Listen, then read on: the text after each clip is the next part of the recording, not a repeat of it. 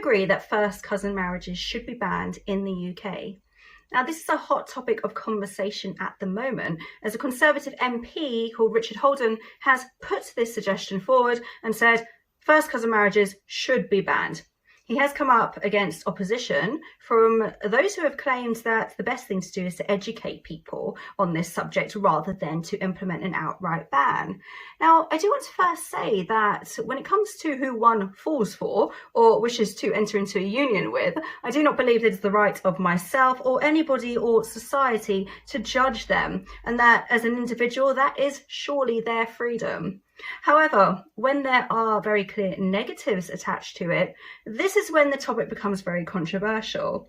Now, two of the reasons that Richard Holden has stated for why it should be banned is the first being there is research to suggest that those who enter into first cousin marriages tend to have a higher risk of birth defects with their babies, and the second one is the infringement on women's rights.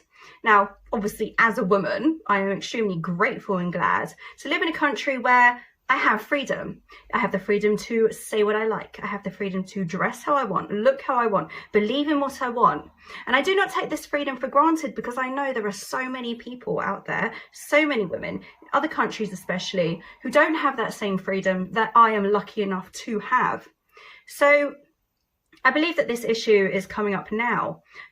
Obviously, because there are communities in this country where first cousin marriages tends to be more prevalent. For example, it's between 20 and 40% of the British Pakistani community and groups such as Irish travellers, where you will get these first cousin marriages taking place. It is not something that is particularly common in British society, historically, traditionally. It's not something that Britain has done. But of course, there are now groups where this is more prevalent, as I said.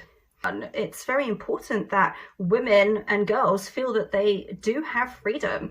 And if you are forced into a marriage with a cousin who you don't want to be with and you've never even met sometimes, and then there's also the possibility that when you have a child, that child may have birth defects, well, of course, you know, at what point is it correct for the state to intervene? At what point is it important to say something has to be done about this?